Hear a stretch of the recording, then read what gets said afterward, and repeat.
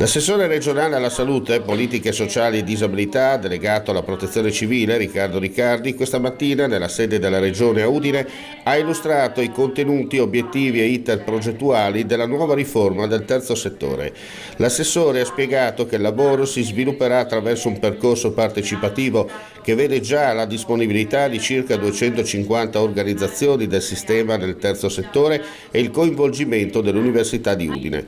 L'obiettivo è portare il tema in Consiglio regionale per una regolazione complessiva del sistema del volontariato. Il volontariato è stato protagonista determinante e insostituibile nel portare gli aiuti, nel tenere insieme questa comunità, e credo che insieme a quella politica che ha avuto il coraggio di decidere unendosi e non dividendosi davanti alle grandi trasformazioni e alla straordinarietà di quel tempo. La riforma si sviluppa attraverso il coinvolgimento diretto delle organizzazioni del terzo settore che partecipano attivamente alle fasi di analisi e di elaborazione dei contenuti.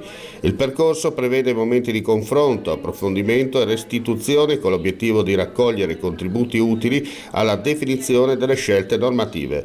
L'Università di Udine affianca la Regione nell'impostazione scientifica e giuridica del percorso, a supporto della definizione dei contenuti e dell'impianto complessivo della riforma. Il tema tra l'altro è molto interessante perché sappiamo che il terzo settore ha un ruolo fondamentale nella vita quotidiana e tra l'altro è il soggetto che più di qualunque altro direi incarna il principio della sussidiarietà orizzontale.